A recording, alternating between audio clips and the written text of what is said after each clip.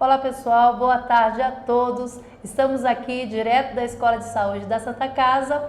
Meu nome é Cristiane, sou enfermeira da escola e o tema da nossa palestra de hoje é o papel do SESMIT no cuidado ao colaborador. E para falar sobre esse assunto com vocês, estamos com a participante especial conosco hoje.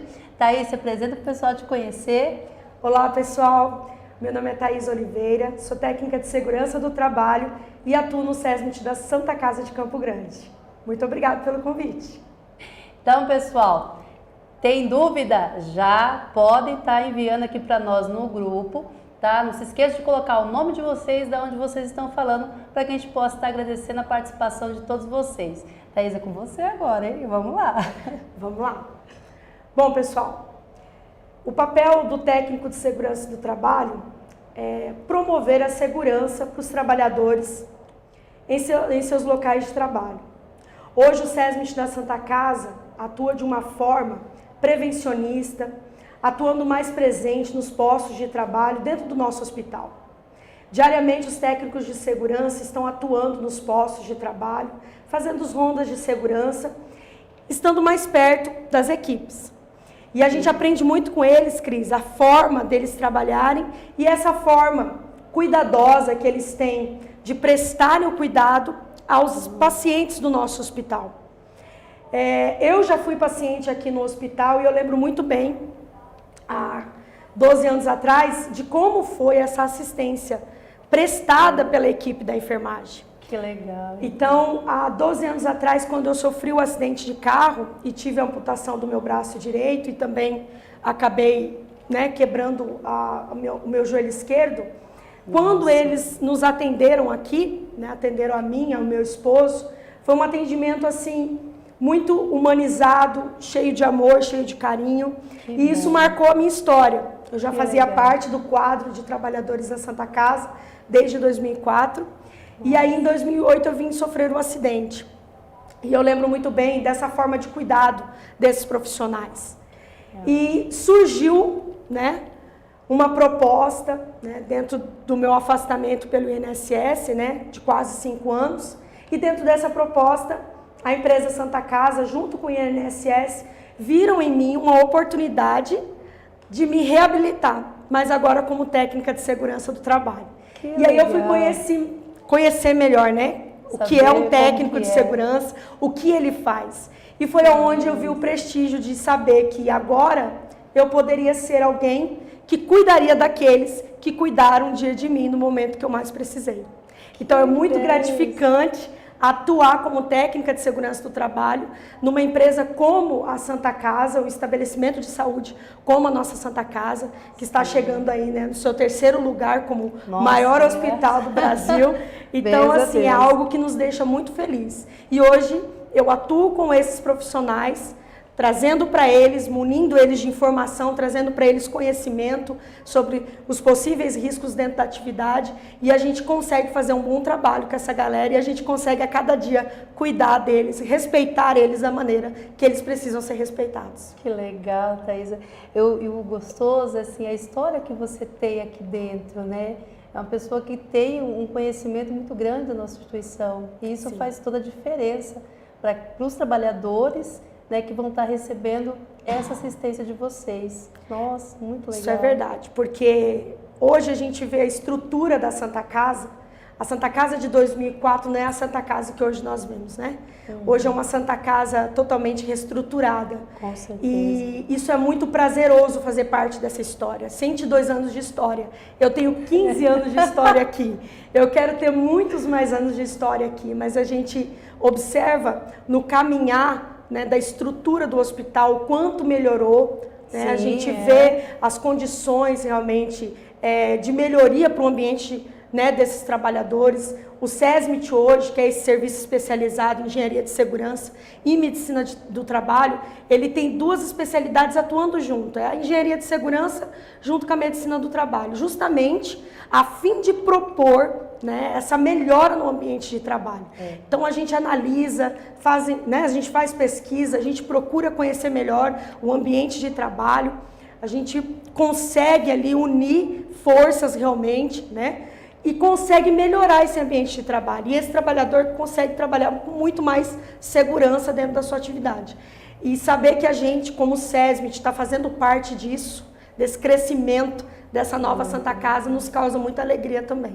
Que benção, nossa, Thaís. E assim, são pessoas que, principalmente quem é assistência, precisa muito dessa atenção, Sim. desse cuidado do SESMIT, porque ele lida constantemente, ele está em risco. Exatamente. O tempo todo ali, a atividade dele é totalmente atividade de risco mesmo. Então, se o SESMIT não é atuante, a gente sabe que tem grandes problemas. Então, assim, é de extrema, eu olho assim e falo, gente, basicamente, para o trabalhador, uma das coisas principais que a gente tem que ter dentro do hospital é cuidar da segurança dele.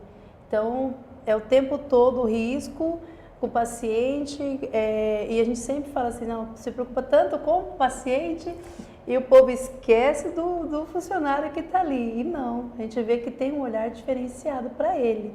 E não só essa parte da questão dos riscos, mas também que não são só riscos biológicos, né? Não sei se você vai falar um pouquinho melhor disso aí. Mas eu falo da parte psicológica também deles, né? Hoje o SESMIT atua mais presente também nessa parte, né? Cuidando também da saúde, né, emocional desse trabalhador. Hoje nós temos atendimentos gratuitos aos nossos trabalhadores no SESMIT. Nós temos as nossas 2 psicólogas que atuam diretamente com esses trabalhadores, prestam um atendimento de cuidado realmente à saúde mental desse trabalhador. Elas fazem alguns trabalhos também com eles em loco, né, com todo o grupo. Então a gente realmente busca investir nessa saúde do trabalhador em geral. Geralmente quando a gente fala de segurança do trabalho, a gente avalia mais o perfil do profissional na área e a gente cuida só da integridade física. Não, realmente o trabalhador ele precisa ser cuidado como um todo, né? Os trabalhadores da área da assistência ao paciente são trabalhadores que infelizmente estão em primeiro lugar no ranking, né, de mais acidentados, porque o trabalho que eles executam de assistência ao paciente, eles precisam estar atuando mais com o material biológico desse paciente, eles precisam estar com esse contato direto.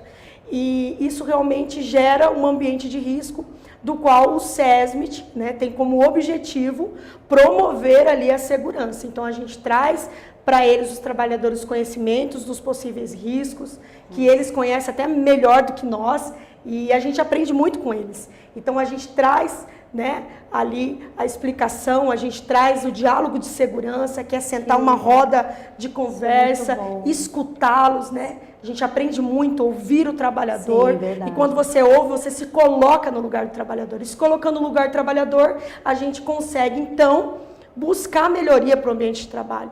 Então, hoje no nosso hospital, por mais que a gente trouxe até alguns dados aqui para mostrar dos indicadores, por mais que a gente tenha aí uma equipe que trabalha, atua com os pacientes e acaba aí sendo, né, os recordistas, os primeiros, né, que acabam sofrendo acidentes de trabalho, inclusive com o material biológico, mas também com pérfuro cortante, a gente vê a necessidade de nós, como SESMIT, estarmos mais ainda ativos com essa galera, de estar mais próximo, de ouvi-los mais, de tentar buscar cada vez mais critérios, né? Promover cada vez mais uma melhoria no ambiente de trabalho.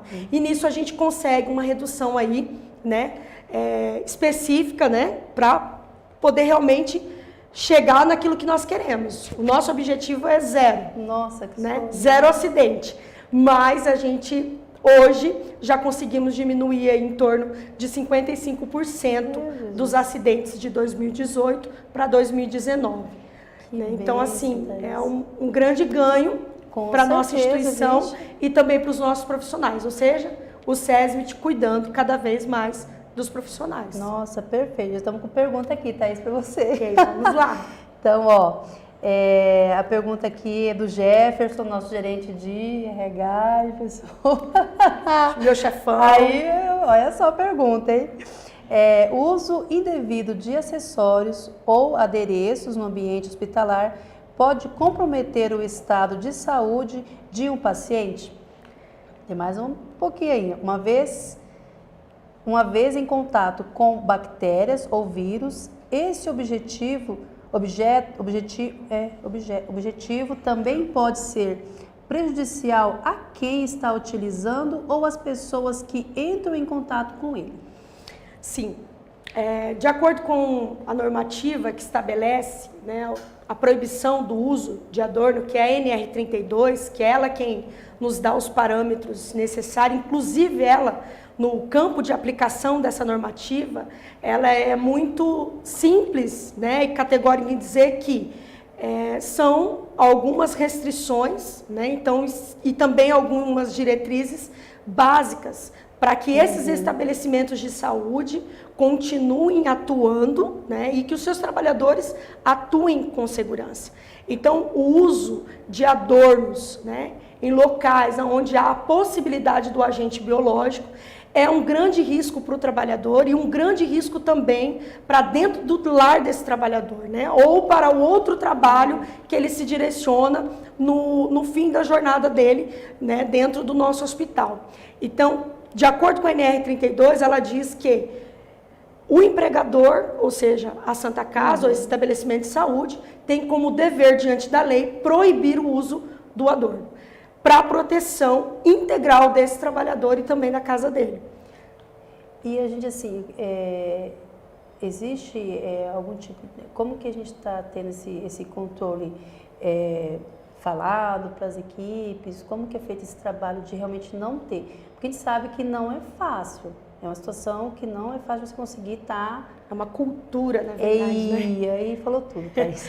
É uma cultura realmente que mostra, né, que realmente há necessidade que esses profissionais voltem a relembrar, né, o começo de tudo, o começo da sua vida como profissional na área, né, que escolheu, seja ela na área médica ou na área como enfermeiro ou técnico de enfermagem, porque dentro do curso, dentro da faculdade, isso é trazido, né, para esses alunos, para esses acadêmicos, e quando chega no ambiente, muda, se distorce, né, aquilo que é notório para trazer a segurança dele, ele desvirtua isso e traz como uma forma, né, de exposição a si e acaba se expondo também familiares, né? Ou até mesmo o filho, ou a esposa, ou vice-versa. Então, a questão do adorno aqui no nosso hospital é algo que nós estamos atuando diariamente nos setores. Então, os técnicos de segurança fazem ronda de manhã e à tarde, né? No período noturno, nós vamos ter, possivelmente, logo mais um técnico de segurança atuando conosco também. Então, essas rondas são feitas, nós fazemos também as notificações de segurança. O SESMIT da Santa Casa hoje só notifica um trabalhador quando esse descumpre alguma norma de segurança do trabalho. Então, ele está descumprindo a norma de segurança do trabalho, esse trabalhador ele tem que ser notificado, ele tem que responder agora por essa quebra de conduta, né, de segurança, porque ele agora pode trazer um ambiente, né, proveniente também daquilo que ele está exposto dentro do local de trabalho. E é isso que a NR32 ela precisa limitar para esse trabalhador, para que ele não leve também, né, essa insegurança para dentro da casa dele, né? Quem que vai lembrar de sair daqui, né, usou brinco, né, deu banho no paciente, aspirou o paciente, vai lembrar de tirar o brinquinho ou o piercing, né? Nem digo nada. Quem vai lembrar? Não vai lembrar. E aí vai pegar um filho, por exemplo, na creche. Essa criança vem, quer ter o contato com a mãe, quer beijar, e às vezes, né? E o esposo, então, né? Que tem um chamego melhor. Aí cheira, né? Esse ouvidinho, com esse brinco todo exposto a tudo e qualquer coisa que está, né? É propício nesse ambiente. Então, a gente precisa evitar esse tipo de conduta e é para a proteção do trabalhador. Você já teve algum caso que vocês viram que realmente foi levado daqui para casa? Tem algum, não sei, né? Tiveram algum registro assim? Que já... A gente já teve uma situação com uma trabalhadora que atuava em uma das áreas, né? Que são áreas que tem uma exposição maior, como CTI, Porque CTI todo o tempo é uma aspiração, né? Então, é um paciente que aspira, outro que aspira também, e a quebra dessas partículas no ar, ela vai procurar uma superfície. E essa trabalhadora, quando teve essa devida exposição, e ela mesma relatou para o próprio médico, né, do filho dela, ela mesma falou, o médico chegou a questionar na questão de biossegurança, se ela atuava dentro dessas éticas de biossegurança, e ela mesma retratou para o médico dizendo que não, e a gente até participou, né, da história dela com o filho dela, e realmente ela pôde nos dizer que causou muita tristeza nela em saber que a resistência, né, de uma certa bactéria no filho, infelizmente era porque ela saía desse ambiente e ela tinha o costume de usar o brinquinho dela, ela até usava um piercingzinho no nariz, então ela tinha, né, esse costume, terminava o plantão dela, ela se retirava, batia o ponto e pegava a criança na creche. O primeiro contato que ela tinha a partir dali era com a criança. E realmente a criança começou com uma gripezinha e evoluiu com uma pneumonia, e essa criança acabou chegando no CTI. Nossa. E ela realmente contou a história pra gente, e ela foi ali questionada pelo próprio médico que atendeu a criança, e perguntou para ela que se dentro da área de atividade dela, ela tinha, né, ali a atuação de antes de ir embora para casa, fazer ali, né, uma limpeza no rosto, né, se ela realmente tirava os adornos, e ela disse que não, que ela atuava, né, normalmente, acabava indo para casa e acabou expondo também o próprio filho. Tristeza, né? Nossa, Thaís. Mais perguntinhas aqui, Thaís. Vamos lá. Olha, aqui é o seu Beló, lá da Santa Casa de Cacilândia. Beló, obrigada pela participação, viu? Ele está perguntando aqui, ó. Como incentivar, motivar ao contribuidor para usar o equipamento sem ficar cobrando? Realmente é algo... Existe fórmula mágica aí, Thaís? Fala aí. Se existisse, menina, eu tava igual fadinha, liberando geral, né? Realmente. Conta. Como que é o nome dele mesmo? Seu Beló. Ele é administrador da Santa Casa de Cacilândia. Seu Beló, o trabalho que a gente realiza aqui como técnicos de segurança na Santa Casa é um trabalho voltado sempre a instruir os trabalhadores em qualquer situação. Nós fazemos sempre diálogos, né, essas rodas de conversa.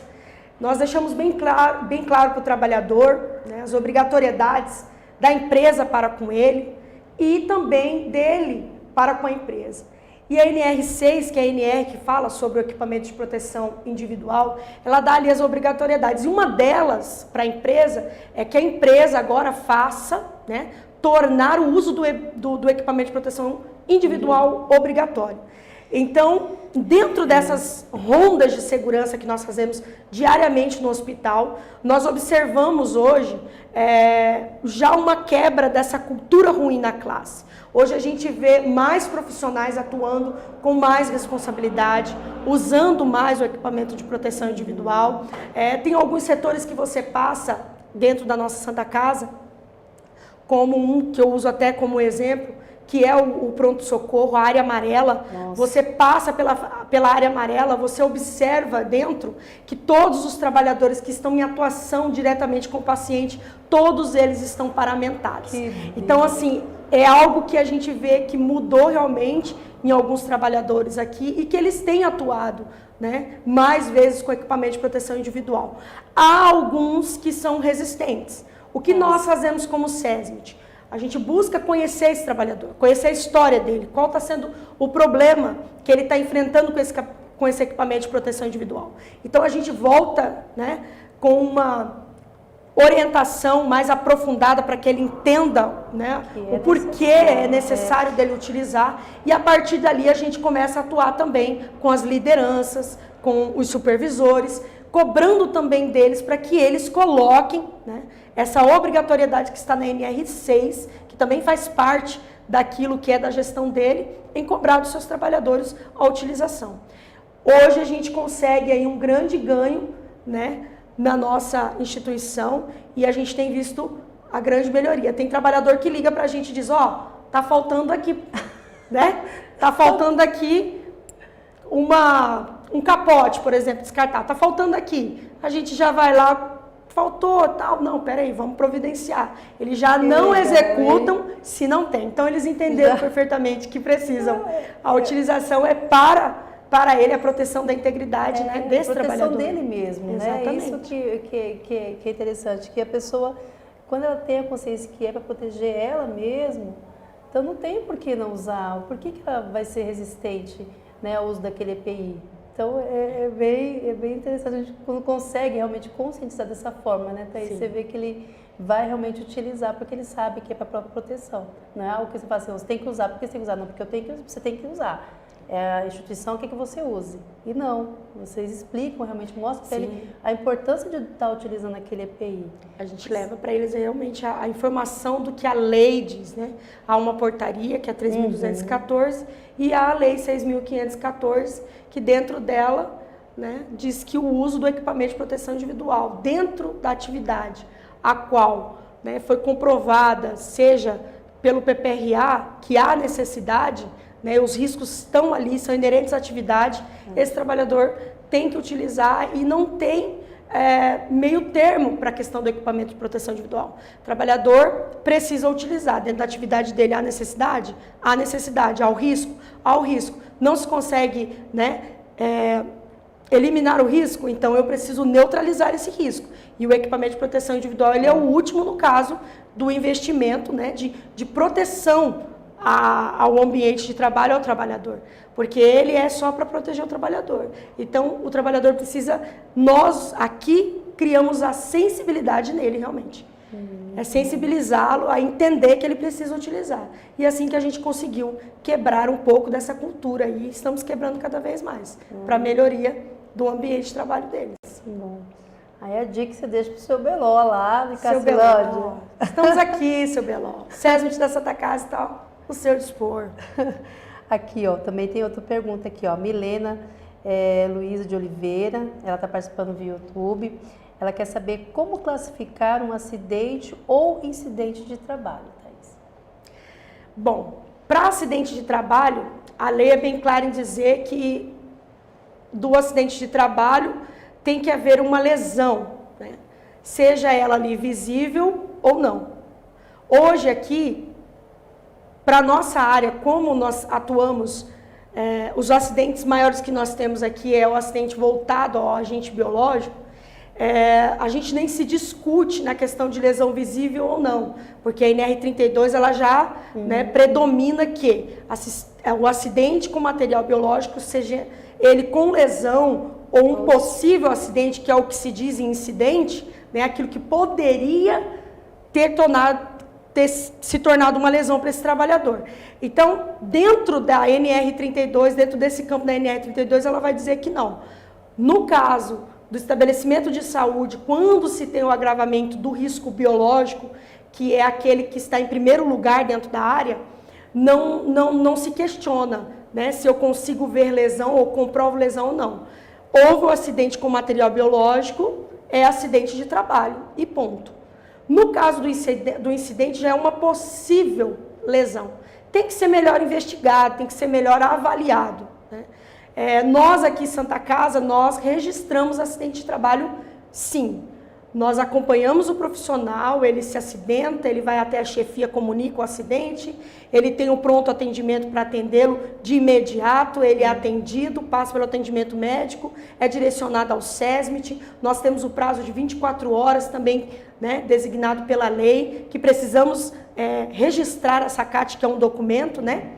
Então, dentro do acidente de trabalho, a gente procura avaliar, né, o cenário do qual esse trabalhador pode ter sofrido um acidente ou como também não pode ter sofrido um acidente. Pode ter sido um possível acidente, seja uma queda, né, mas uma queda que não gerou uma lesão, mas que o ambiente em si físico está causando ali uma situação que pode gerar um risco, futuramente um acidente que pode, né, sofrer um agravamento por lesão. Aí, Milena, respondeu aí a sua dúvida? Aí, Thaís. Tem outra aqui, ó. O Gil Ramires também participando. Obrigada, Gil, pela participação. Ele quer saber aqui, ó. Quando o profissional se acidenta, os impactos, além de físicos, podem gerar outros impactos na vida do trabalhador. Pode, infelizmente. Aqui a cada acidente de trabalho, eu digo com material biológico porque é o que mais nós registramos dentro do nosso hospital. Mas voltado ao material biológico, esse trabalhador ele fica muito, né, sensível, porque agora muda, né, a rotina de história dele muda.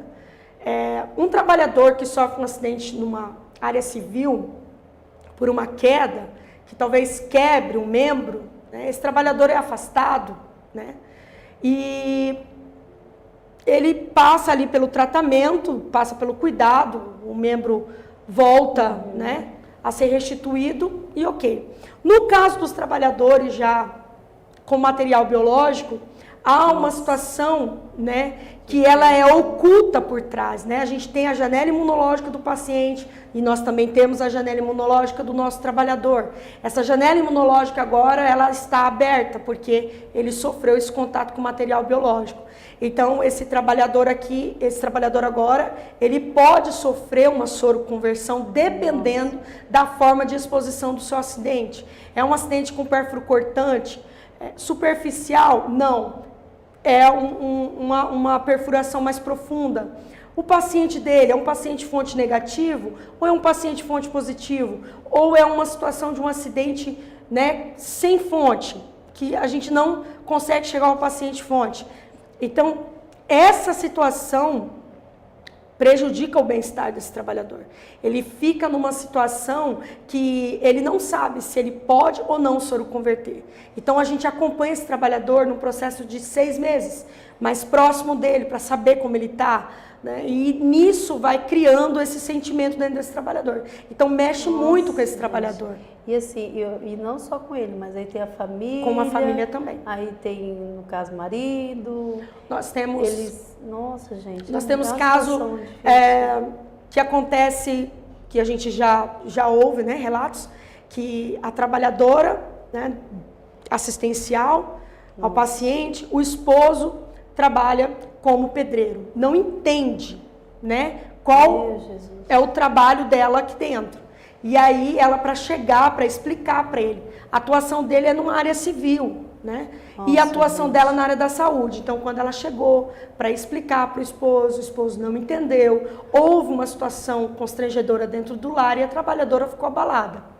Então, assim, mexe tanto com ela, como trabalhadora, como também com o lar dela. Então, o filho pode não entender e aí surge aquela situação que a gente já fez esses tempos atrás nós fizemos um treinamento que eu peguei e gravei a voz de uma criança, dizendo, né?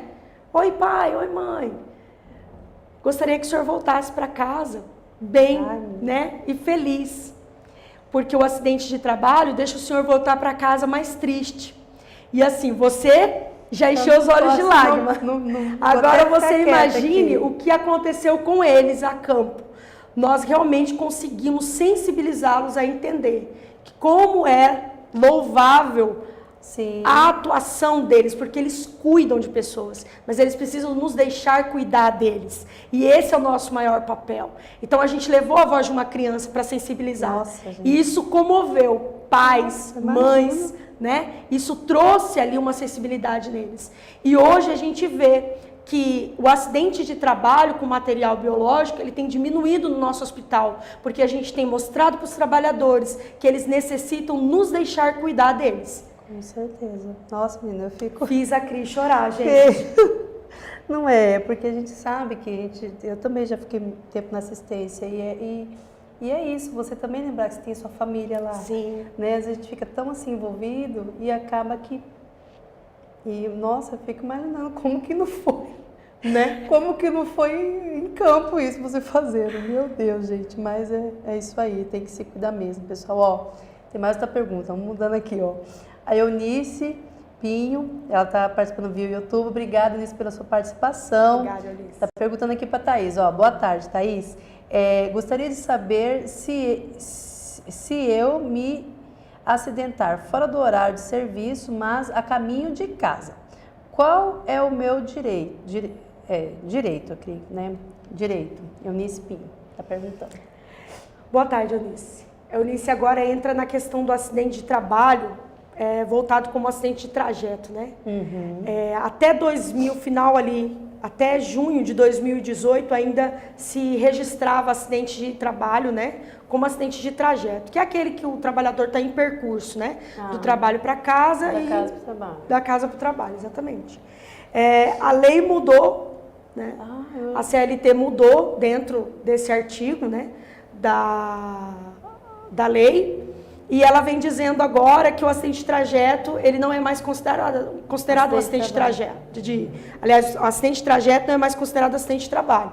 Então, as empresas não precisam mais registrar o acidente de trajeto. Sim. Hoje, aqui, o que nós fazemos? Tudo depende do cenário. Né? O SESMIT, ele é colocado, né, de acordo com a lei, para isso, para avaliar esse cenário. Né? Então, a gente avalia esse cenário desse acidente. Dentro da lei diz que o acidente de trajeto não se deve registrar mais. Então, nós precisamos estar obedecendo aquilo que a normativa, aquilo que a lei estabelece. Mas o nosso trabalhador, dentro desse acidente de trajeto, ele vai ser acompanhado, vai ser avaliado o caso dele. Se for dentro das extremidades do nosso hospital, a gente tem que olhar com outra visão. Mas realmente, se for nesse itinerário dele de voltando para casa ou vindo para o trabalho, infelizmente não se registra mais o acidente de trajeto. Ele foi retirado da lei. Então depende do cenário realmente. Tá. Aqui, ó, Larissa Pedroso também está participando via YouTube. Obrigada aí, Larissa, pela sua participação. Por que não se pode usar a dor? Larissa, por que não se pode usar a dor? Conversa com a Larissa aí. A gente já falou anteriormente, Larissa, a questão do adorno é para que não exponha você e nem a sua casa.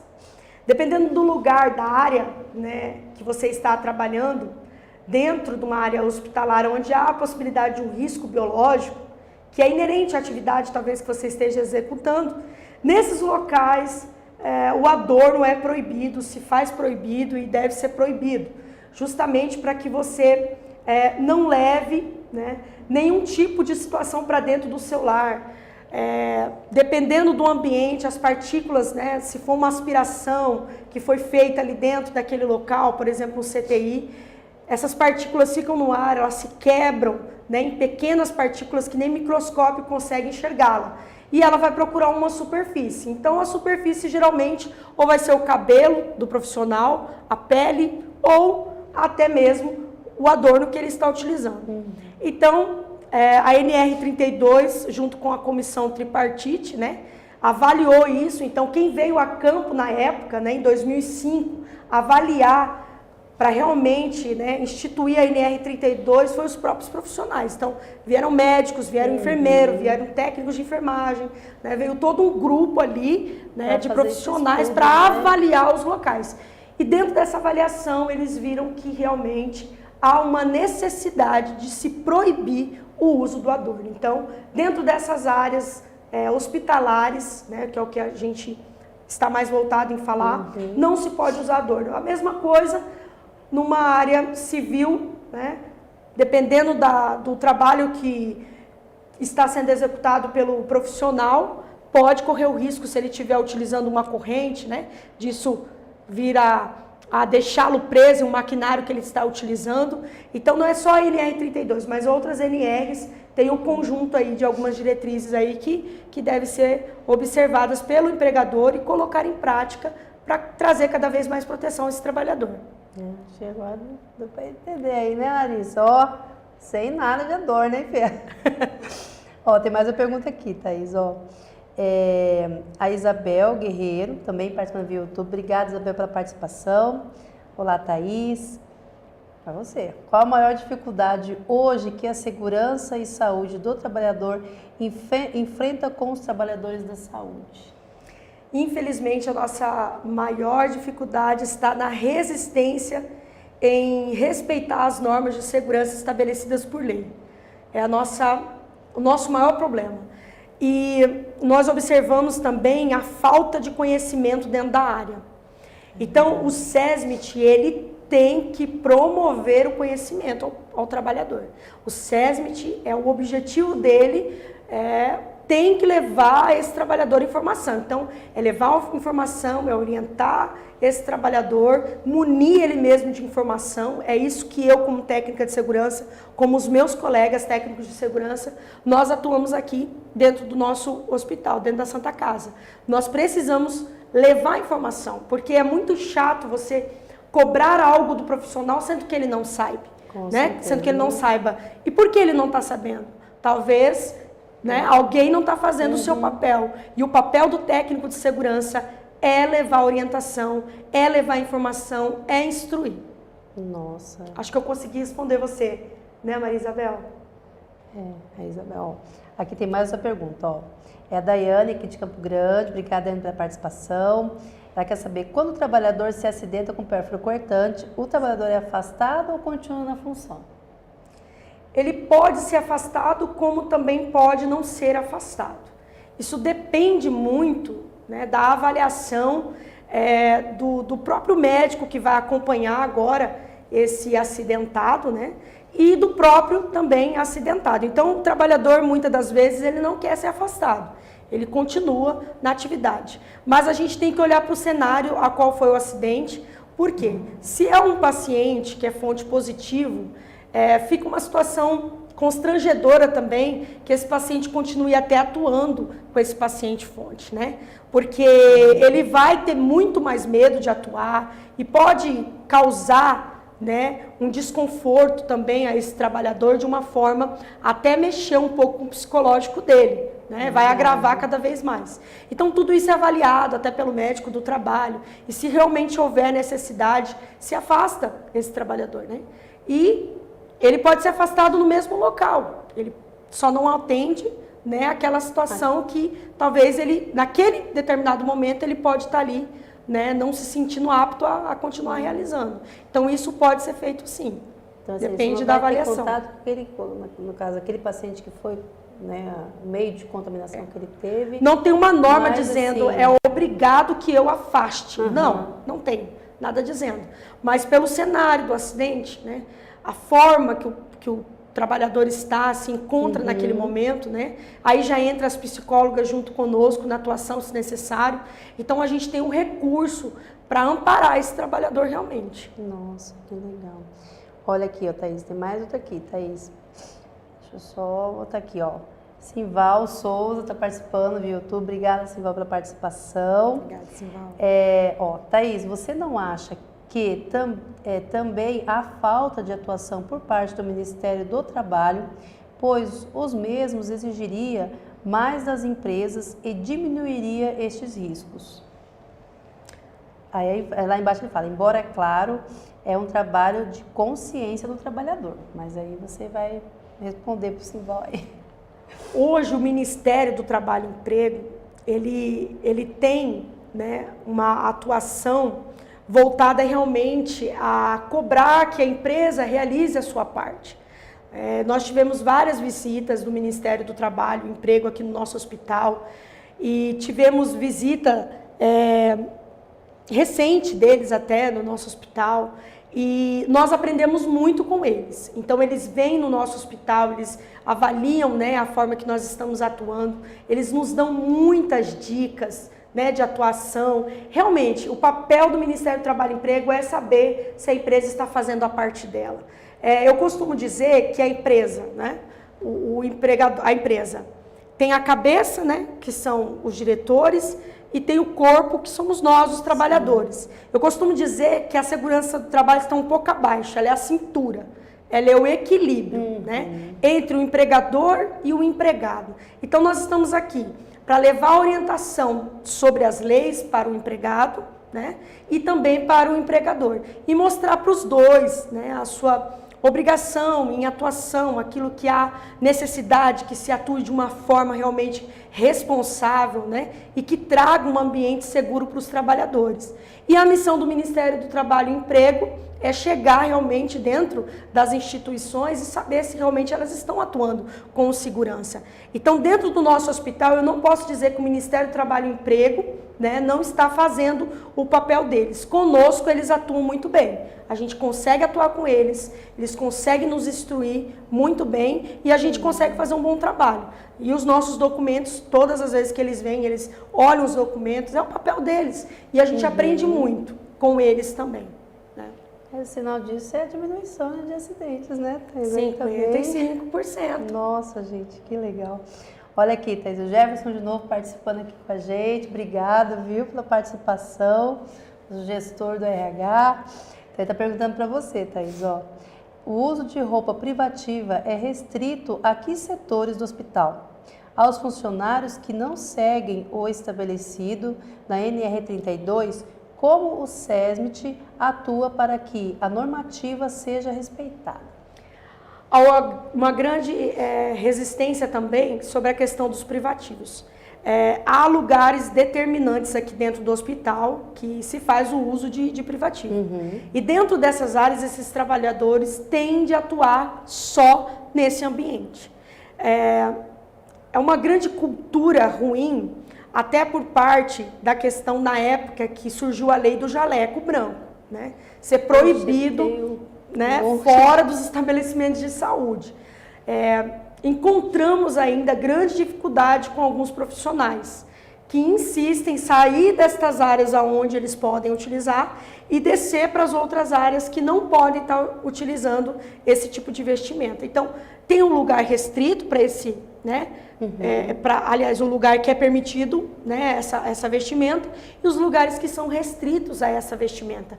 Então, deambular no hospital, em elevadores com uso de privativo, não pode, porque está levando, né, para quem está no elevador ali, uma certa situação também que chega até a ser constrangedora para os dois profissionais, né? E dentro do hospital, a gente recebe muita visitação dentro do hospital. Então não é legal você sair do centro cirúrgico com aquela roupa de privativo, porque quem está fora olhar centro cirúrgico vai pensar, nossa, estava dentro da cirurgia, está aqui fora com essa roupa, vai imaginar a qualidade do local. Com certeza. Então a gente precisa, né, de uma certa forma, que todos que atuam, né, dentro do nosso hospital, sejam eles médicos, técnicos, enfermeiros, né, e outras classes que utilizem o privativo, tenham a consciência e a responsabilidade, né, de utilizar somente nos locais que são devidos e não utilizar nesses outros locais que não podem. Então, nós, o SESMIT, aonde nós estamos, hoje a nossa atuação infelizmente, pega nome por nome, quais são os setores, encaminham para as chefias, para que a gente tenha uma devolutiva de um plano, né, ativo por parte dessa chefia também com esses trabalhadores, na questão de cobrar e se fazer mesmo a proibição necessária. E precisa, né? Tem que ser respeitado, né, gente? Né? Felizmente, o ser humano é difícil. Oh, por Deus. Ó, Thaís, você não vai conseguir... Então, escorrendo do palestra aqui, que a coisa tá... Ó, aqui é a Kessiane de Campo Grande. Obrigada pela participação, Kessiane. Não sei se eu falei muito certo, tá? Desculpa aí se não falei o seu nome corretamente, mas...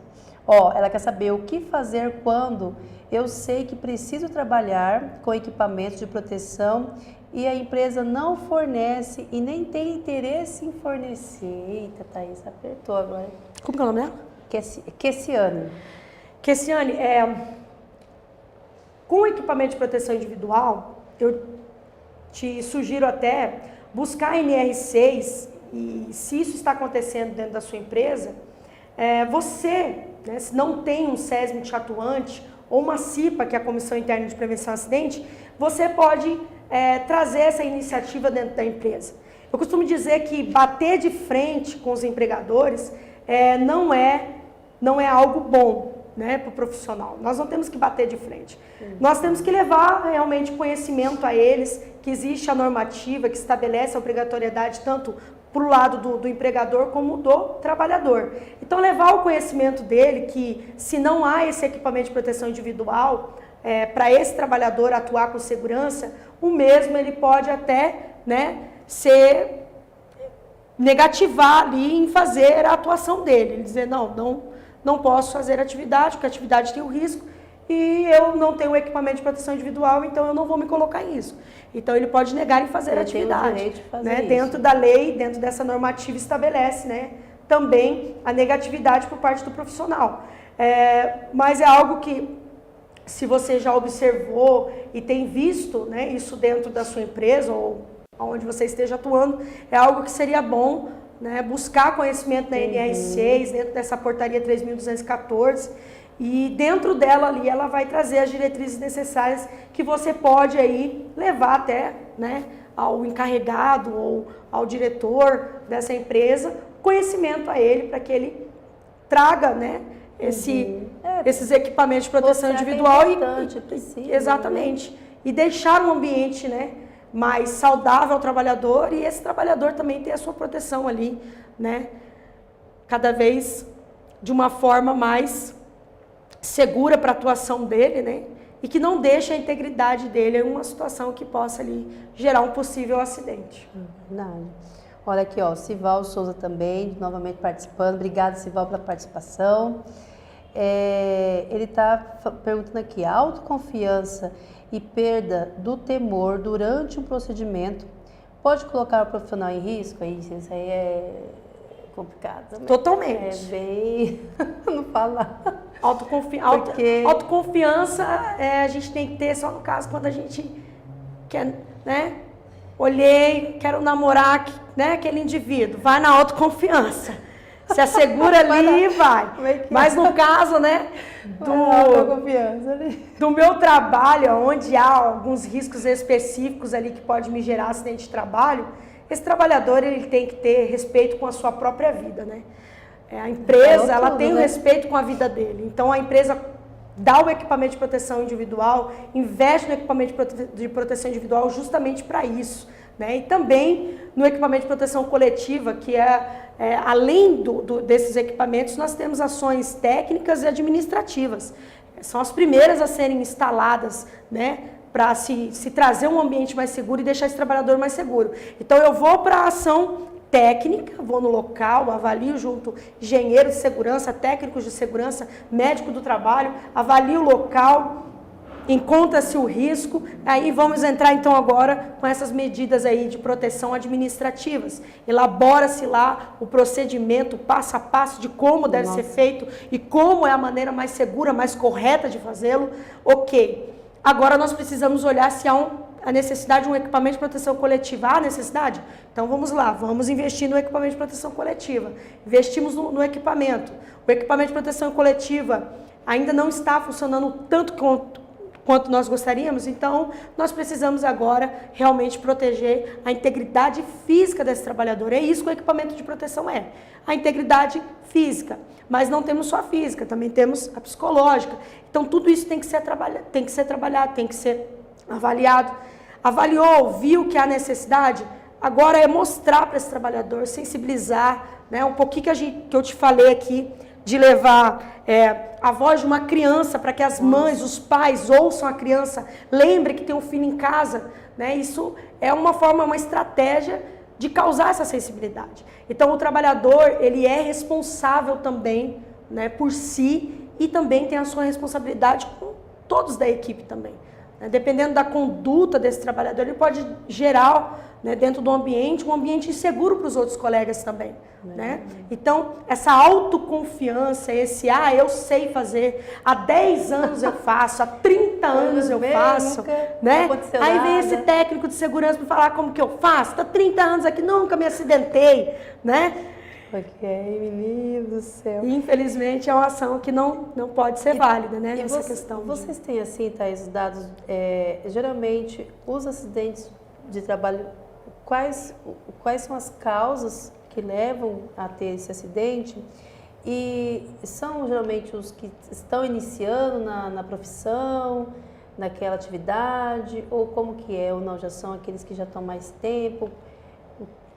E quais são, assim, alguns estudos que foram feitos recentes, porque a área da saúde, até o ano passado, ela estava em primeiro lugar no ranking, de profissionais que mais Nossa se acidentavam, de acordo aí com os estudos, né, da Organização Internacional do Trabalho. Então, eles estavam em primeiro lugar, porque esse ano de 2019 houve uma mudança. Estava em primeiro lugar a área da saúde, em segundo lugar estava ainda a área civil, em terceiro lugar outras categorias. O trabalhador da área assistencial da saúde, pelo ambiente que ele atua, então ele vai utilizar cada vez mais ferramentas, né, ou materiais, né, que está mais em contato com esse paciente. Então, os pérfuros cortantes, né, eles precisam ter os dispositivos de segurança para que a gente traga cada vez mais segurança a esse trabalhador. Mas a gente observa também que muitos deles saem, né, um pouco cru do curso. Então, eles vêm de uma forma que, se você não atuar mais próximo dele, ele acaba pegando ali, né, algumas rotinas de outros profissionais que já estão acomodados naquela atitude, ele acaba evidenciando isso na vida profissional dele. Então, a gente costuma muito de falar de espelho aqui para eles, né? A gente fala, olha, você está entrando aqui como um espelho, né, intacto, né? Mantenha-se assim, como esse espelho intacto. Não olhe para o espelho que já está quebrado, porque já não mostra uma imagem boa. Continue mostrando esse espelho, né, de quando você entrou, que você mostrou que você faz um bom trabalho. Continue nessa mesma visão. E a gente observa dentro da classe assistencial que essas quebras de conduta acaba com que o próprio profissional, pela atitude dele, deixando cada vez mais a situação, né, mais arriscada para ele. Então, a gente procura trazer para o profissional sempre o conhecimento, né, dessas normativas, aquilo que ele precisa atuar, né, com segurança, com prevenção, dentro das obrigatoriedades que são necessárias para esse trabalhador. Nossa. Então, assim, geralmente a gente tem risco mais aquele que está iniciando mesmo na carreira. O iniciante, ele tem um certo risco por conta da falta dessa prática, né? Mas, segundo esses estudos, eles falam também que aquele trabalhador que já tem entre 5 e 10 anos são os que mais se acidentam. Infelizmente. Aí acabou de falar que é a questão da autoconfiança. Exatamente, também. A autoconfiança. 5, 10 anos ali, eles são os que mais se acidentam, infelizmente. Isso, que tristeza. São recordistas, assim, de ter mais de um acidente. Nossa, é mais de um aí. É, mais de um acidente. Jesus amado. Ó, mais uma aqui, ó, Sival. Então, gente, eu tô respondendo de novo aqui. Tá, é a do Sival mesmo, que é a autoconfiança, né? Então tá jóia, do Thaís, vamos falando aqui, senão a gente não termina, você não apresenta aí o que você trouxe para nós aqui. Continua aí, senão só por Deus. Bom, pessoal, a gente está falando aqui sobre a questão, né, das causas dos maiores números de acidente. Então a gente trouxe aqui alguns índices aqui para mostrar para vocês, né, dos nossos indicadores do SESMIT. Então a gente tem aí a maior classe de acidentados, né, infelizmente, aí é a classe da enfermagem, né, e os profissionais maiores que se acidentam, técnicos de enfermagem, auxiliares de enfermagem, como enfermeiras. Então, eles estão acima de 50%. E segue-se aí, né, a equipe de apoio. Dentro da equipe de apoio, os que mais se acidentam, infelizmente, são os serventes de limpeza, né, porque são eles agora quem fazem a retirada dos lixos, né.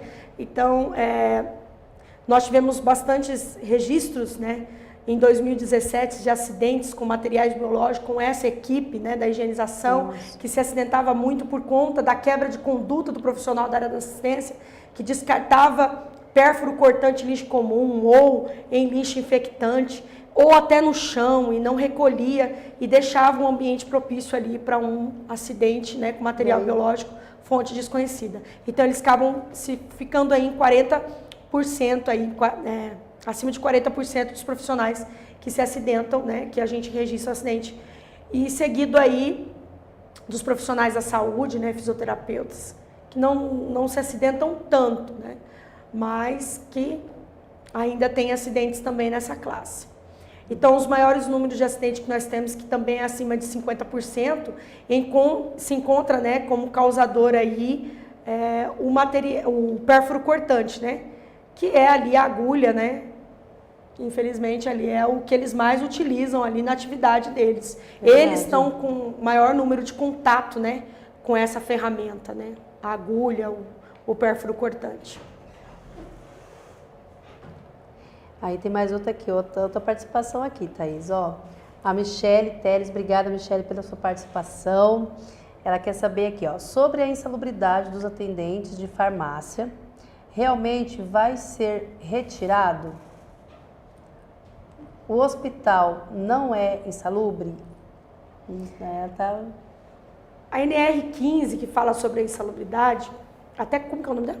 É a Michele Teles. Michele, eu até convido você, Michele, a fazer a leitura da NR15 e observar a forma e o padrão do que ela estabelece, né, como locais insalubres e locais que são salubres. Então, não são todos os locais na área, né, hospitalar que é considerado um ambiente insalubre. Então, dentro da NR15, ela dá ali, né, os critérios necessários de avaliação técnica, né, do engenheiro de segurança, junto com o médico do trabalho, junto com os técnicos de segurança do trabalho, que avaliam esse ambiente. Então, nem sempre, né, a minha forma de olhar o local vai dizer que aquele local é insalubre. Então, a NR32, ela vai dizer agora de um tempo de exposição. Esse trabalhador, para ganhar 40%, ele tem que estar acima de 90% da sua carga horária exposta, né? Não é a gente sempre, quando você entra para trabalhar numa área hospitalar, você imagina, é hospital, então todo o ambiente, a contaminação. Não é assim. Então, a NR15 é ela quem dá o critério, é ela quem diz qual é o local que realmente é insalubre e qual local não é salubre. Então, precisa se olhar para essa NR15, buscar o conhecimento realmente dela, a avaliação, porque ela dá o critério necessário, né? Então, assim, há uma grande discussão, né, nessa questão. Atendente de farmácia tem ou não tem?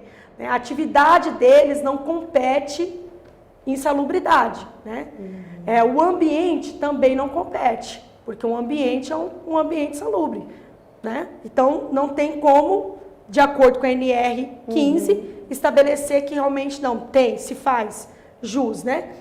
A NR predomina lá um tempo de exposição e eles não estão enquadrados nesse tempo de exposição. Michele, respondeu a sua dúvida aí, Michele. Então, Thaís, vamos lá que estamos quase acabando. Pessoal, tem dúvida? Encaminha aqui para nós que está quase acabando aqui a palestra da Thaís, viu? Aproveita, viu, gente? Vai lá, Thaís, pode continuar aí. Bom, acho que eu passei tudo. Tá. Bom, pessoal, a gente veio mesmo aqui trazer para vocês um pouco, né, do trabalho que a gente executa como SESMIT. A gente até deixou algumas fotos ali para os meninos passarem, dos treinamentos que a gente realiza, né, da atuação do SESMIT. Hoje a gente está procurando cada vez mais melhorar e intensificar, né, essa nossa atuação junto com os trabalhadores. Eu até quero fazer um convite aqui para os meus colegas, né, atuantes profissionais, né, seja na minha área como técnica de segurança do trabalho ou em outra área, pessoal. Você que é PCD, né, pessoa com deficiência física, assim como eu, o mercado de trabalho está aí, esperando pessoas assim como nós, né, que conseguimos superar tantas coisas, né, para atuar em suas empresas de uma forma tão especial. Então, assim, na verdade a gente vem nesse intuito de trazer também um pouco mais a respeito, né? Hoje aqui a gente também tem bastante PCDs atuando no nosso hospital. Eu sou muito orgulhosa em dizer que sou PCD e sou PCD com orgulho, né? Brinco também bastante comigo mesmo, claro que sim, né? E vejo que a atuação do PCD é uma atuação muito boa dentro das empresas. Nós inspiramos outros profissionais também. A gente traz, né,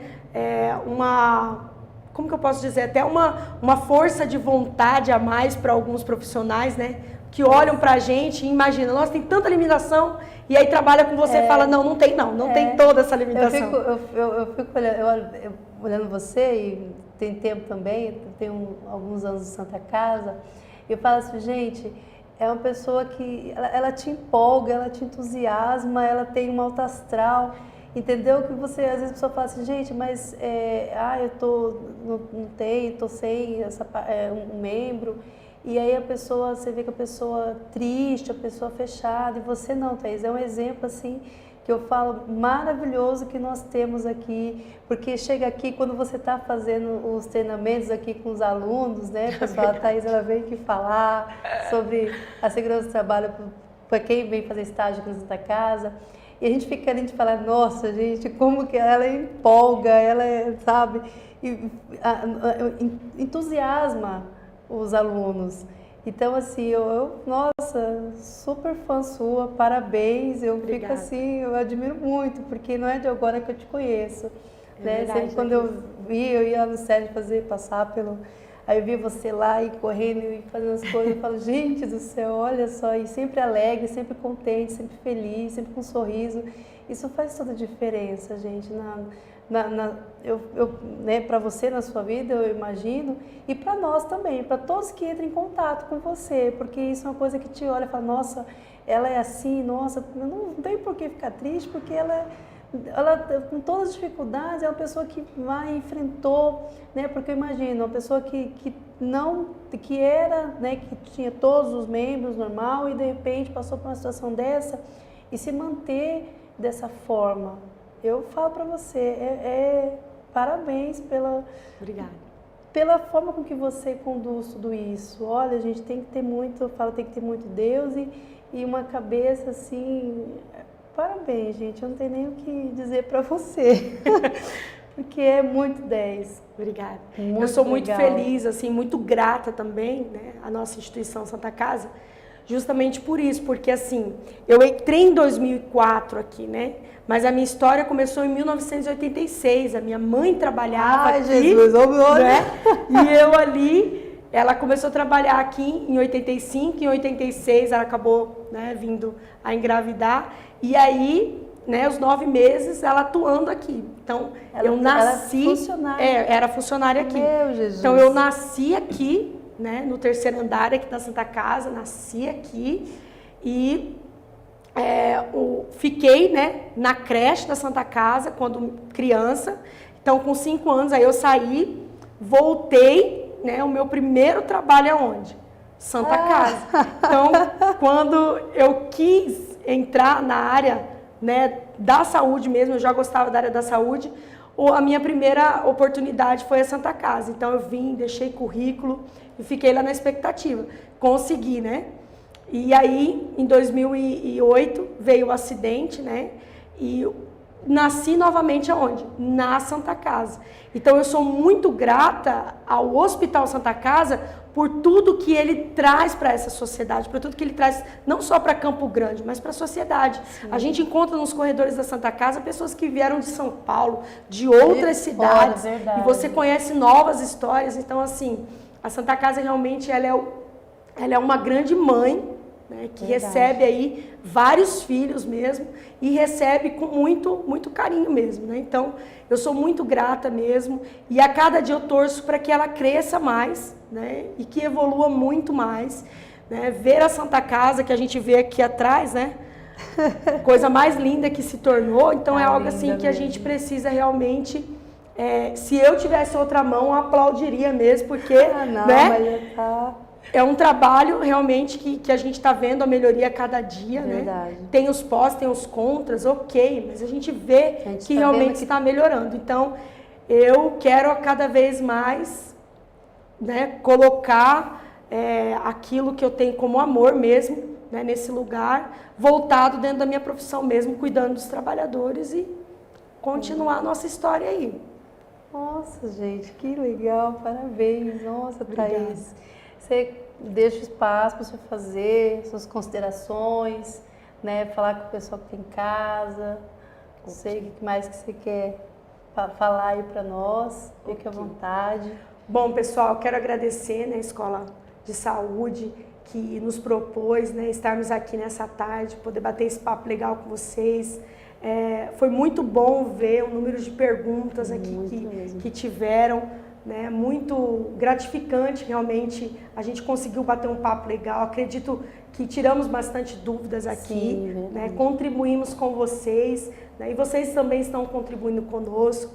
Quero agradecer também a minha gerência que liberou, né, para que a gente estivesse aqui, né, e que apoia muito o trabalho que a gente executa, que é o Jefferson, o nosso coordenador, o Regis também, que atua com a gente também, está sempre ali atuando próximo, está sempre colaborando conosco, né, e sempre assim contribuindo para que a gente melhore cada vez mais, né. Quero agradecer muito a cada um, né, que se propôs que eu estivesse aqui, né, atuando, né, aqueles que estiveram conosco lá atrás também. Quero agradecer os que, né, sempre apostaram na gente aqui, que Deus abençoe vocês grandemente e que a nossa Santa Casa continue aí prestando melhor atendimento à nossa sociedade e que o nosso trabalho como SESMIT continue aí prestando também, trazendo essa promoção de segurança aos nossos trabalhadores da Santa Casa.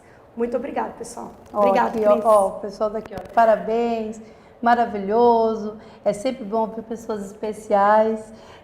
E nós hoje tivemos um anjo transmitindo conhecimento, obrigado mesmo. Obrigada. Né? Eu só tenho a agradecer, muito obrigada, Thaís, pela sua participação aqui com a gente. Obrigada, eu. Logicamente não vai ser a única vez, você pode se preparar que já vai vir várias outras vezes. Estamos à porque disposição. é empolgante, é gostoso, é muito bom conversar com você, ouvir você falar, o carinho, a dedicação que você tem quando você está passando esse conhecimento, é maravilhoso. Eu agradeço muito a sua participação. Muito obrigada. Já deixo o convite aqui para a próxima, né? E agradeço também ao pessoal, né, aos gestores que liberaram aqui a Thaís também para nós, né, ao Jefferson, o Regis também, obrigada. Sempre estão aí apoiando, né? Então, eu só tenho a agradecer também pela sua participação aqui, ao pessoal que também liberou, a vocês aí de casa que participaram conosco, né?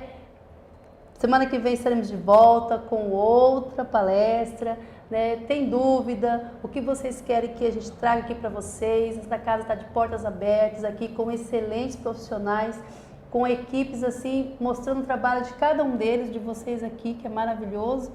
Então, pessoal, não deixe de acessar nossa página na internet, acessar os cursos que nós temos também. A gente está de portas abertas para atender a todos vocês. Muito obrigada pela participação, Thaís. Parabéns, obrigada, muito obrigada mesmo, viu, filho? Obrigada.